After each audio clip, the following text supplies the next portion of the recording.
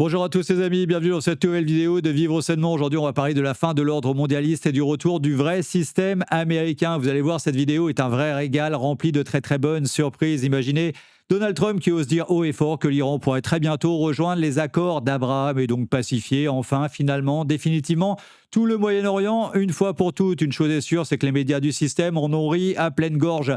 Mais ils ont oublié une chose qui est totalement fondamentale. Donald Trump ne joue pas. Il est clairement en train de briser toute l'emprise que Londres exerce sur Washington et le monde entier depuis plus d'un siècle.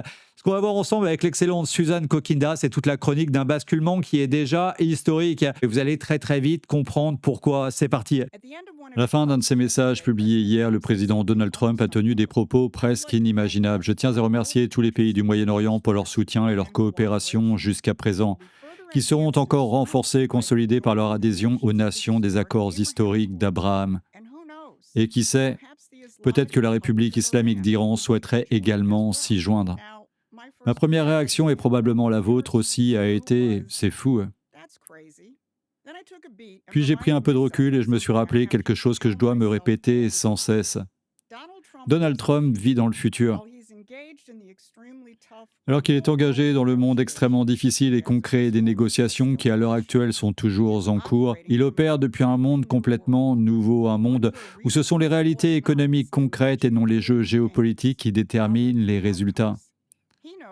Il le sait, tout comme l'Empire, et c'est pourquoi leur porte-parole américain, le Council on Foreign Relations, vient de lancer un nouveau projet pluriannuel intitulé « L'avenir de la stratégie américaine ». Ce projet revient à admettre que le projet centenaire de l'Empire visant à subordonner la politique américaine à celle des Britanniques est terminé. Et si l'on en croit à l'accord des détracteurs de Donald Trump, qu'il s'agisse de la soi-disant classe dirigeante libérale ou des néoconservateurs néandertaliens, on pourrait croire que Donald Trump vient d'envoyer un avion rempli d'argent au corps des gardiens de la révolution islamique et de se rendre à l'ayatollah. Mike Pompeo a déclaré que cet accord permettrait de payer le corps des gardiens de la révolution islamique pour qu'ils mettent en place un programme d'armes de destruction massive et terrorisent le monde, ce qui est tout sauf l'Amérique d'abord. Ce que Pompeo et ses partisans de guerre perpétuelle ne veulent pas que vous voyez, c'est ce qui est en train d'émerger. Un monde de nations souveraines mené par les grandes puissances, les États-Unis, la Russie, la Chine et l'Inde, forgeant de nouvelles relations et de nouvelles politiques, qui peuvent marquer un véritable avenir de développement et de paix fondé sur les principes du système américain. Donc, comme on vient de l'entendre, c'est le vrai système américain que Donald Trump est en train de remettre en place, celui où la prospérité des peuples prime toujours sur le contrôle financier des élites. Et toute l'ancienne garde, via le traître Mike Pompeo, hurle bien évidemment à la trahison, parce qu'en réalité, Donald Trump est en train de couper absolument tout l'argent des guerres perpétuelles qui faisaient la richesse de toute la City de Londres. Et maintenant, écoutons la réponse cinglante de la Maison-Blanche à tous ces vautours. Revenons donc au message de Pompeo et examinons la réponse du directeur de la communication de la Maison-Blanche, Stephen Chung. Mike Pompeo n'a aucune idée de ce dont il parle. Il ferait mieux de fermer sa grande gueule et de laisser le vrai travail aux professionnels. Eh bien, Chung a certainement raison au sujet de Pompeo, mais c'est plus qu'une question de professionnel. Il y a quelque chose de fondamental à l'œuvre ici et c'est facile de passer à côté si on est encore prisonnier de l'ancien cadre géopolitique.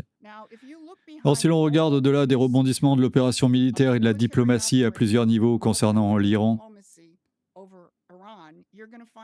on découvre un principe auquel Donald Trump n'a jamais dérogé.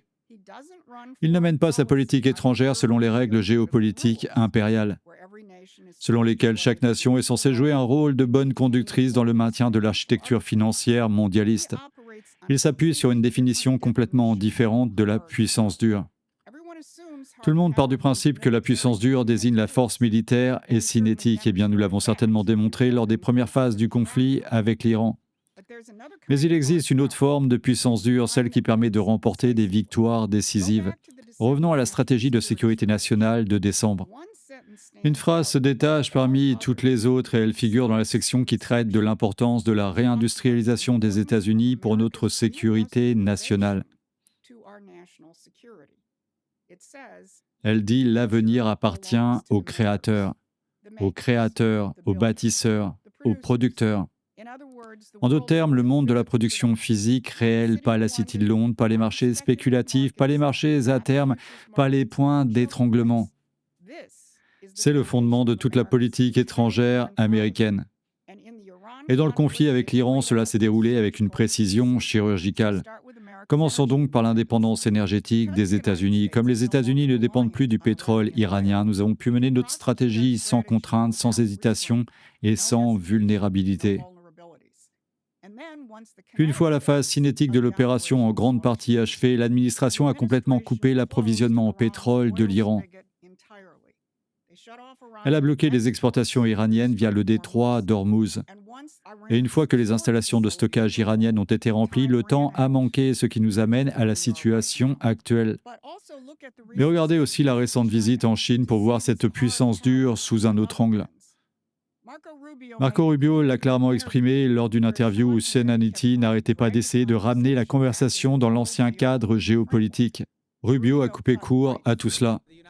Les États-Unis sont très clairs, nous devons être capables de fabriquer nos propres produits, nous ne pouvons pas dépendre de la Chine ni aucun autre pays d'ailleurs à 100% pour tout ce dont nous avons besoin. Vous savez, quand on dépend d'un autre pays à 100% pour ce dont on a besoin, on est très vulnérable. Le président est très déterminé à ramener des usines, à ramener la capacité industrielle aux États-Unis et à diversifier nos sources d'approvisionnement en terres rares, en minéraux critiques et nos chaînes d'approvisionnement. Telle est la thèse. La sécurité économique et la sécurité nationale, elle est intimement liée à la stratégie de sécurité nationale et à la stratégie de défense nationale. Chaque droit de douane, chaque négociation commerciale, chaque décision politique découle de ce principe unique. Et cela va directement à l'encontre de la mission confiée au Council on Foreign Relations il y a près de 50 ans par les Britanniques. Et ils le savent. Donc, comme on peut le voir, Donald Trump travaille pour son peuple, indépendance énergétique, réindustrialisation, droit de douane, que du bon sens pour pouvoir protéger efficacement son pays et son peuple. Et justement, le Council for Foreign Relations vient de lancer un nouveau projet baptisé l'avenir de la stratégie américaine. Et en apparence, c'est une étude comme toutes les autres, mais au final, ce qu'ils y avouent entre les lignes, c'est la fin de leur monde et de leur règne. Regardez. Ces derniers mois, nous avons assisté à un phénomène remarquable. Des porte-paroles de l'Empire comme le Canadien McCartney et des think tanks impériaux comme le Chatham House britannique ont été contraints d'admettre dans leur propre langage que l'ordre fondé sur des règles de l'après-guerre et la soi-disant relation spéciale entre Washington et Londres ont été détruits par Donald Trump. La question a désormais été transmise au Council for Foreign Relations. Devinez ce qui va suivre. Ce n'est pas un hasard. Le Council for Foreign Relations a été fondé dans les années 1920 en tant qu'organisation sœur américaine de la Chatham House britannique. Toute son histoire institutionnelle a consisté à gérer la politique étrangère américaine au service des Britanniques. Aujourd'hui, Rebecca Lissner du Council for Foreign Relations coordonne ce nouveau projet et son parcours en dit long. Elle a travaillé pour Obama, Hillary Clinton et la campagne de Kamala Harris. Et c'est à la Maison-Blanche de Biden qu'elle a connu son heure de gloire où elle dirigeait l'équipe d'intervention d'urgence Russie-Ukraine du Conseil national de sécurité, la cellule chargée de la planification d'urgence pour la guerre en Ukraine qui a coûté la vie à des centaines de milliers de personnes. Et aujourd'hui, on lui a confié la question la plus importante à Washington. Quelle direction la stratégie américaine va-t-elle prendre à partir de maintenant? Chaque contributeur admet à sa manière que l'ordre international libéral, c'est ainsi qu'il le qualifie, est révolu. Mais la contribution de Charles Kupchan, un vétéran du Conseil de sécurité nationale d'Obama qui a également étudié à l'Institut international d'études stratégiques de Londres, se distingue par son caractère unique. Son essai s'intitule « Entre deux ordres » et s'ouvre sur une citation remarquable tirée d'un néo-marxiste italien du XXe siècle, Antonio Gramsci. La crise consiste précisément dans le fait que l'ancien meurt et que le nouveau ne peut naître. Dans cet interrègne, une grande variété de symptômes morbides apparaissent. Vous avez compris? Le Council on Foreign Relations cite un marxiste pour décrire ce qu'il vit actuellement. Eh bien, ces symptômes ne sont morbides que si l'on est déterminé à préserver le système impérial, ce qui n'est absolument pas le cas de Donald Trump. Puis Kupchan vend la mèche complètement. Il dit que la réindustrialisation est une illusion.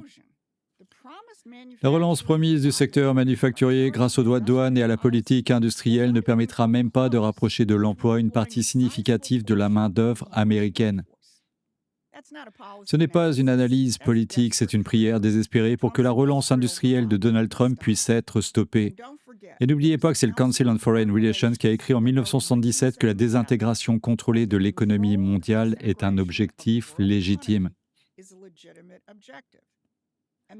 Et le Council for Foreign Relations savait exactement quelle tradition il était en train de démanteler. Il a cité nommément le père du système américain, Alexander Hamilton, décrivant les idées auxquelles il s'opposait comme celles qui, je cite, avaient été exposées avec éloquence par Hamilton dans son rapport sur les manufactures de 1790, dans lequel il exprimait l'opposition des nationalistes américains à ce que le pays assume le rôle d'exportateur de matières premières vers la Grande-Bretagne. C'est pour cette raison qu'ils ont lancé une campagne de désintégration contre les politiques d'Hamilton. Et c'est cette tradition que Donald Trump fait revivre. Car le Council for Foreign Relations a toujours su qu'une Amérique souveraine et industriellement productive n'a pas besoin de l'architecture financière de la City, de Londres, pas besoin des guerres orchestrées de la dépendance que Chatham House et le Council for Foreign Relations ont mis un siècle à construire et que nous avons vu s'exprimer pleinement au Moyen-Orient pendant des décennies jusqu'à l'arrivée de Donald Trump et de l'opération Epic Fury. C'est ce qu'il qualifie de morbide, le retour du système américain, mais c'est encore plus grand que cela. Donc le Council for Foreign Relations parle de symptômes morbides parce que la réindustrialisation américaine les terrifie complètement. Ils veulent toujours nous faire croire que c'est une illusion, mais la réalité, c'est que tout leur vieil ordre mondialiste est totalement en train de s'effondrer. Et pendant ce temps-là, Donald Trump, Vladimir Poutine, Xi Jinping et Narendra Modi commencent à tracer toutes les nouvelles lignes du nouveau monde. Et en voici la preuve. Regardez la nouvelle constellation de forces qui émerge de la vision de la politique étrangère du président Donald Trump. De nouvelles relations fondées sur le désir commun d'une véritable croissance économique physique, qui bouleverse l'ordre géopolitique de pénurie et de contrôle financier que Londres a mis en place depuis des siècles. Des signes très intrigants commencent à apparaître. Commençons par Kirill Dmitriev, l'émissaire économique en chef de Vladimir Poutine, qui a également été directement et fortement impliqué dans les négociations entre les États-Unis et la Russie au sujet de l'Ukraine. Il a récemment suggéré des accords économiques conjoints entre les États-Unis, la Chine et la Russie. Il a déclaré « Nous avons constaté un intérêt réel de la part d'un certain nombre d'investisseurs américains pour s'engager dans des projets russes et chinois, notamment dans le secteur de l'énergie. » Les propos de Dmitriev ont été tenus pendant le voyage du président Poutine en Chine qui a suivi de près celui du président Donald Trump dans ce même pays. Il y a ensuite cette idée lancée en ballon d'essai appelant Trump, Poutine et Xi à se rencontrer à Yalta, proposée par le sénateur pakistanais dont les liens familiaux remontent à Mahatma Gandhi et à la lutte contre l'impérialisme britannique. Il a déclaré qu'en ce moment, le monde a besoin de paix. Et si l'on se penche sur l'histoire, Yalta est la ville de la paix. Yalta est le lieu où la paix s'est répandue. Ces trois-là doivent s'asseoir autour de la table, comme cela s'est produit dans l'histoire, et ils doivent trouver une solution pour la paix. Et en ce moment même, le secrétaire d'État Marco Rubio est en Inde. Il a mené 3 jours de réunions approfondies avec ses homologues indiens. Et demain, il tiendra des discussions avec le Quad, l'Inde, les États-Unis, le Japon et l'Australie. Le thème des conférences de presse et les ordres du jour ont été exclusivement axés sur l'énergie, la coopération nucléaire civile et les minéraux stratégiques, c'est-à-dire les fondements physiques d'une économie productive du XXIe siècle. L'administration ne présente pas cela comme visant à contenir la Chine. On commence donc à voir quelque chose se dessiner. De nouvelles relations entre les États-Unis, la Chine, la Russie, l'Inde, le Japon, les grandes puissances industrielles de la planète. Depuis plus de 100 ans, l'Empire monte les grandes puissances les unes contre les autres, afin qu'aucune coalition de forces ne puisse émerger avec la puissance nécessaire pour remettre en cause l'architecture financière impériale. Et la clé de tout cela était la suppression du système américain qui a jeté les bases d'une libération de l'Empire. Ce système a été libéré par les politiques économiques de Donald Trump et il est en train de remodeler la politique étrangère. C'est pourquoi Donald Trump peut affirmer que la République islamique d'Iran souhaiterait peut-être adhérer aux accords d'Abraham. Car dans son cadre de référence, cette phrase n'a rien d'absurde. C'est la conclusion logique d'une politique dans laquelle le développement économique remplace l'endiguement géopolitique comme principe organisateur. Le Council for Foreign Relations entrevoit cet avenir et de son point de vue, il est en effet sinistre. De notre point de vue, c'est l'aube de ce que le système américain a toujours été destiné à devenir. Donc comme vous l'avez vu, c'est l'aube d'un nouvel ordre mondial, pas celui des mondialistes corrompus bien sûr, mais celui des nations productives qui choisissent la coopération économique plutôt que des guerres perpétuelles totalement orchestrées.